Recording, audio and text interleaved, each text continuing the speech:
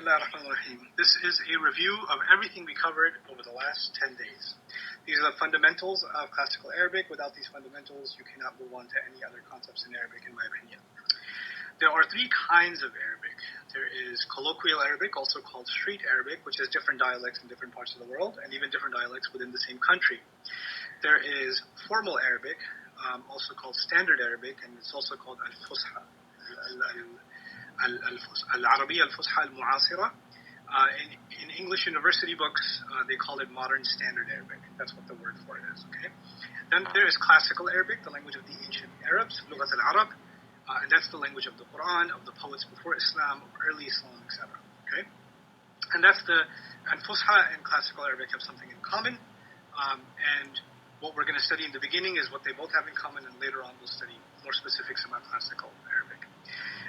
When it comes to Arabic itself, there are three kinds of words: the ism, the fi'l, and the harf. The ism is a person, place, thing, idea, adjective, adverb, or more. The fi'l is a word stuck in the past or present or future tense. The closest thing to that in English is the verb. The harf is a word that makes no sense unless another word comes after it. And the closest thing to a harf in English is a preposition.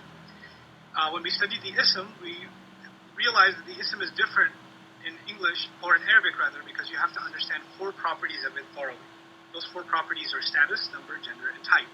The first property, status, you can learn it with covering 4 lessons. The first lesson is the forms of status, rafa, or nasab, or jar. Rafa is used for doer and other things, but for now, doer. Nasab is used for a detail of an act, detail of the fi'l, or it's something that comes after a harf of nasab, so there's 2 ways we can use nasab so far. Jar is after of originally, but now we know that it's not only after of, it's also after a harf of jar. So those are 2 ways you can find jar. Those are the forms of status. How do you tell status? Was the second lesson. You can tell status by ending sounds. So Muslimun, Musliman, Muslimin, or Muslimatun, Muslimatan, Muslimatin. Basically, un for rafa, hu or un for rafa, a or an for nasab, e or in for jar. You can tell the status also by combinations. There's pair combination, ani, aini, aini. So Muslimani, Muslimaini, Muslimaini, where Muslimani would be to rafa, Muslimaini would be to nasab, or Muslimaini would be to jar. The same works for feminine, Muslimatani, Muslimatain, Muslimatain, same way. Then you've got the masculine plural, Muslimuna, Muslimina, Muslimina. That's Muslimuna being plural rafa, Muslimina being plural nasab, and Muslimina being plural jar. That one is used only for people. So una, ina, ina is used for people, angels or jinns only. And it includes male and female. So it's a mix, and it's also the masculine that's used. Then we talked about the feminine plural combination, Muslimatun, Muslimatin, Muslimatin. That's used either for non-human things or it's used for only women. So atun, atin, atin would be the combination. Now, those are the ways you can tell status. There's another piece to it, which is pronouns. The independent ones are rafa. They don't care about the ending sound. And the attached ones can only be nasab or jar, which, again, has nothing to do with their sounds. It only has to do with the fact that they're attached. Okay. Moving on from that, we learned about light status versus heavy status. So on page 6, you memorize Muslimun, Musliman, Muslimin, Muslimani, Muslimaini, Muslimaini, Muslimuna, Muslimina, Muslimina, Muslimatun, Muslimatan, Muslimatin, Muslimatani, Muslimataini, Muslimataini, Muslimatun, Muslimatin, Muslimatin. Each of those words was heavy. Their light version would have been Muslimu, Muslima, Muslimi, Muslima, Muslimai, Muslimai, Muslimu, Muslimi, Muslimi, Muslimatu, Muslimata, Muslimati, Muslimata, Muslimatai, Muslimatai, Muslimatu, Muslimati, Muslimati. There are 4 reasons why a word should be light. Other than that, a word in ism should not be light. One of those reasons is that it's partly flexible. We'll talk about that in a minute. Another reason is that it's a mudaf. Another reason is it's someone being called, like Ya Rahmanu, Ya Rahimu, Ya Waladu, Ya Rajulu, etc. And there's a 4th reason called that Nafiya lil-Jins. We didn't cover that in class. It's in your transcripts. In round 2, we'll talk about that. Okay? Now, that is light versus heavy. In other words, normally a word should have una or ina or an or in at the end. When those things are taken off, then you wonder why. Right? The only time we don't care about the question of light or heavy is if the word has al on it. That's also something that we don't just remove the N sound, we remove the extra N sound. And how do you know it's an extra N sound? Those are all the extra N sounds on page 6. Any other N, like Nouman has an N in it, but that didn't come from page 6. So that's not an extra N. It's part of the word. We talked about flexibility, which is words can be fully flexible, like Muhammadun, Muhammadan, Muhammadin, or words could be partly flexible, like yusufu, yusufa, and yusufa, meaning the rafa version is u, the nasab version is a, the jar version is also a. These words have to be light, and even the jar form cannot take the e sound. There were two kinds of partly flexibles. Those were, so far, there were two kinds of partly flexibles. There were names of places like Makkah, Makkatu, Makkata, Makkata, or non-Arabs like Yusufu, Yusufa, Yusufa, Ibrahim, Ibrahim, Ibrahima. The only exception to that is sometimes they let non-Arabs be treated fully flexible if those non-Arab names are three letters, like Nuhun, Nuhan, Nuhen. Now, there's non-flexible. The last category is non-flexible. Non-flexible means it doesn't matter if the word is rafa or nasab or jar, it sounds the same. Musa is rafa, it could be nasab, it could be jar. Isa is rafa, it could be nasab, it could be jar. Hada is rafa, it could be nasab, it could be jar. Ulaika is rafa, it could be nasab, it could be jar. Some words are just non-flexible. They don't move at all. And so you have to look around to find out what they are. They themselves, just by hearing the ending sound or ending combination, you won't be able to tell. Because they just don't work that way. Those are your non-flexibles. That was our study of status. Then we studied number. The number could be singular, un and in, pair, ani, aini, aini. That's two. That's masculine plural, una, ina, ina, or the light version, u, i, i. And the feminine plural, atun, atin, atin, or the light version, atu, ati, ati, right? Then, by the way, I didn't do the Muslim chart, the light version. It's important to do that, so let's do that now. The light version of page 6. Muslimu, muslima, muslimi, muslima, muslimay, muslimay, muslimu, muslimi, muslimi, muslimatu, muslimata, muslimatu, muslimata, muslimatay, muslimatay, muslimatu, muslimati, muslimati. Now coming back to number, after the masculine plural, the feminine plural, and there's plural because the Arab said so, like qawm, nas, and qarm, 3 words. Then I told you that there are two kinds of broken plurals. Plural and broken plurals have ending sounds, so they look singular, and the only way you can tell a word is a broken plural is if you have the vocabulary. They're broken up into 2 categories, human and non-human. And the difference is the human ones can be treated like she, or be treated what they actually are, like a they. The non-human ones, the Arabs pretend they're talking about a she. So what I mean by she is singular feminine. So once again, the human broken plurals can be treated singular feminine, and the non-human broken plurals must be treated singular feminine. That was our study of number. Then we started talking about gender. And in gender, we study the masculine versus feminine. We don't actually study the masculine. By default, anything that we could not prove is feminine is automatically masculine. Within feminine, we study real feminine versus fake feminine. Real feminine is mother, Zainab, Maryam, etc. People that are really females, or animals that are female. There's no reason to study why they're female. Biology already decided that. So we study the fake feminine. The fake feminine are words that can end with ta marbuta, alif maqsura, alif mamduda. Ta marbuta is the rauta, alif maqsura is the ya that's got a dagger on top, alif mamduda is an alif with a mud on top and a hamza at the end. Those are the 3 letters that can, many words that have that are considered feminine because they have those endings. Okay. Then there are words on page 12 that the Arabs said are feminine because they said it's feminine. We don't have a reason. It's not because they have a certain ending.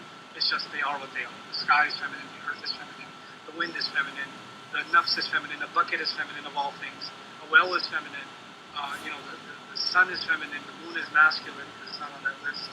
Right? A staff is feminine. Alcohol is feminine. Wine is feminine. A cup is feminine. One of the words for house, dar is feminine, etc. So there are some words like that that are just feminine because the Arab says so. Okay? And those are the popular ones in the Quran anyway. Now, those words are feminine because the Arab said so. In addition to that list is words for body parts like hands or nostrils or ears, etc. Anything Allah made in 2s is going to be considered feminine, just by Arabic usage. Okay? Then there's broken plurals. Broken plurals are considered feminine because the Arabs pretend that are she, so that's another kind of feminine. So that was our study of gender. Anything you cannot prove is feminine for these reasons is automatically considered masculine. Then we talked about type. Type is common versus proper. Common means anything generic. A chair, a person, a book, a city. Could be anything. But proper is specific. And there are 7 kinds of specific proper isms. It's specific names of somebody, or a place or a person. It can also be words with ad on it. That's number 2. You've got pronouns that are always proper. You've got pointers that are proper, hada, hadani, and hadi, those words that are proper. Then you've got ism mawsul, which we did not study, but we left it off. Then you've got anybody being called. So when you say ya waladu, ya rajulu, ya ahmadu, then or anything I say after ya because you're using it to call, that becomes proper. And then finally, mudaf ilay, when the mudaf ilay is proper, the mudaf is considered proper. Those are the four properties of the ism. When we studied the four properties of the ism, we tried to look at multiple isms and examples and identify their four properties. We're going to do much more of that to really get good at identifying four traits. Then we started learning about 5 fragments. The first fragment is the mudaf and the mudaf ilay. There are 2 isms. The mudaf is an ism. The mudaf ilay is an ism. The mudaf is light, no alif lam. Mudaf ilay is always what? Always jar. Mudaf is light, no alif lam. Mudaf ilay is always jar. They have to be next to each other, and there is of that goes in between them. Right? That's the mudaf. If an ism and a pronoun come together, then the pronoun is the mudaf ilay, and the ism is the mudaf. Okay? Then we learned about the harf of jar, which are, I forgot what they are.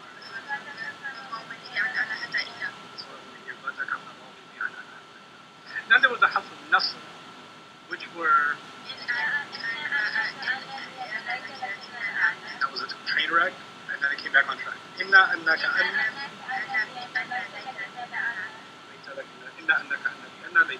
anna, those are on page 27 and page 28. You're supposed to have them memorized. The harf of jar, immediately following after them is whatever ism becomes majroor, which means it becomes jar status. Together they're called the jar and the majroor. Not jar majroor, jar majroor, like a double name, jar majroor. Yes.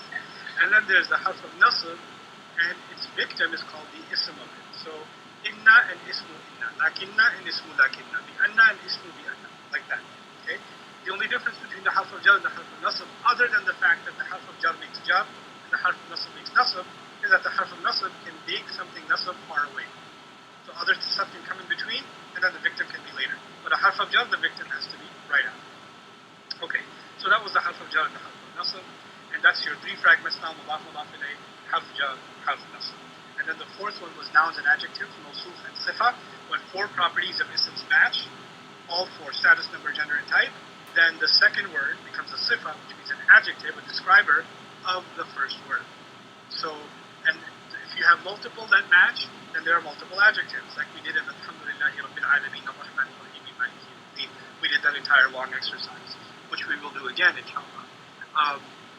So that would be the nouns and the adjectives. One side note to remember, you know those plurals, because the Arab said so, that qawm, nas, and qarn, their adjectives are going to be plural, because the Arab said so. So it would be qawmun kafiruna. Qawmun doesn't look plural, but it is because the Arab said so. So the adjective has to be an actual plural, una. Right? So qawmun kafiruna. Okay? Or qawmun zalimin, something like that. And broken plurals can have feminine adjectives. So if there's a broken plural word and you want to describe it, you have to describe it with a feminine singular adjective, because that's what the Arab said you have to do. Right? So we did some practice with that. Again, more practice with that coming. Then we talked about pointers. That was 4 fragments. Now the 5th fragment is the pointers. Hada, hadi, haula, dalika, tilka. Like, I did not make you memorize them, but if you'd like to and you want to be better Muslims, then you could look at page 30. They are there for you to memorize. Okay? Those words mean this, feminine, which is also used for these, and haula is for these for people, dalika is that, tilka is that, and also those for broken plurals, and then ulaika is those for people. If you see al right after them, they become a fragment, which means you can't have an is, but if you don't see an al right after them, you drop an is in between. Okay, those were your 5 fragments. Then we talked about the quick way of identifying the invisible is. If none of those 5 fragments can be found between 2 words, then you can almost always assume that there's an is in between them. So that's how you can find the invisible is. I also added that the pronouns, which we didn't review yet, so let's do that now. Huwa, huma, hum. Hiya, huma, hunna. Anta, antuma, antum. Anti, antuma, antunna. Ana, nahnu. The attached versions, huwa becomes hu or he. Huma is huma or hima. Hum is hum or him. Hiya is ha. Huma is huma or hima. Hunna is hunna or hinna. Anta is ka. Antuma is kuma. Antum is kum. Anti is ki. Antuma is kuma. Antunna is kunna. Ana is me or e. Nahnu is na. All of the attached versions can only be nasab or jar. The original ones are always rafa. They're always rafa. Right? So those pronouns, the rafa ones, when we translate them, we can add an is. So huwa can be not just he, but he is. Or huma can be not both of them, but both of them are. Or hum can be they, actually not they are. or anta can be you are, or ana could be I am, and nahnu could be we are, like that. Okay, so we can translate them as sentences. Just a quick note about when are the attached pronouns nasab and when are they jar. There are 4 situations. 2 times they're nasab, 2 times they're jar. If they're after a harf of nasab, they're nasab. If they're after a fi'l, they're also nasab, which we didn't learn. But I'm just letting you know. After a harf of nasab, they're nasab. After a fi'l, they're also nasab. We'll do that in the next round in detail. If they're after a harf of jar, they're jar. And if they're after an ism, they're also jar because they become mudaf. So there are 4 situations you will find an attached pronoun. They're after a harf of nasab, they're after a fi'l, they're after an ism, or they're after a harf of jar. In 2 of those situations, they're nasab. In 2 of those situations, they are jar. Okay. That's the pronouns. And we have to know what they mean, and we have to know their attached versions and all of that. Then we were done with ism, and we moved on to fi'l. And the fi'l we did, the first thing we did is recognize that a fi'l is not the same as an ism. The endings tell you who did it, and the past endings tell you who did it. We memorized the chart so we can get used to those endings a little bit. هو نصر, هما نصرا, هم نصروا, هي نصرت, هما نصرتا, هن نصرنا, أنت نصرت, أنتما نصرتما, أنتم نصرتم, أنت نصرتي, أنتما نصرتما, أنتن نصرتن, أنا نصرت, نحن نصرنا. If you get familiar with that, I can give you any word, or you can see any word in the Quran, and you can do the same thing. So you can say اكتسب, هو اكتسب, هما اكتسبا, هم اكتسبوا, هي اكتسبت, هما اكتسبتا, هن اكتسبنا, أنت اكتسبتا, أنتما اكتسبتما, أنتم اكتسبتم, أنت اكتسبتي, أنتما اكتسبتما, أنتن اكتسبتن, أنا اكتسبت, نحن اكتسبنا. Pronouncing the E, even though you're technically not supposed to. But anyway, let's try another word. هو جاهد, هما جاهدا, هم جاهدوا, هي جاهدت, هما جاهدتا, هن جاهدنا. أنت جاهدت, أنتما جاهدتما, أنتم جاهدتم, أنت جاهدتي, أنتما جاهدتما, أنتن جاهدتن, أنا جاهدت, نحن جاهدنا. You have to get that comfortable with those conjugations. Once you memorize that scheme, I throw a word at you, and you pull out the word. Okay? So that's how good you have to get at that, which means you really have to know your Huwa Nasal on page 33 very, very well. Today, we tried to do the present tense, and the present tense was all about clues. So our who in the beginning means I, now or nu. There were 12 of them, 12 clues. Our who means I, now or nu means we. Ya or you means he. Ya with ani means both of them. Ya with una means they. Ya with na means them women, those women or them ladies. Ta by itself means you. Ta with ani means both of you. Ta with una means all of you. Ta with and then ta with na means you women. Ta by itself can also mean she, and ta with ina means the feminine. This is an alternative way of quickly recognizing the present tense. When you come back, I will make you memorize the present tenses just like I made you memorize the past tenses. هو نصر. So you will be memorizing هو ينصر, هما ينصراني, هم ينصرون, هي تنصر, هما تنصراني, هن ينصرن, أنت تنصر, أنتما تنصراني, أنتم تنصرون, أنت تنصرين, أنتما تنصراني, أنتن تنصرن, أنا أنصر, نحن ننصر. You haven't done that yet. There are some other things we haven't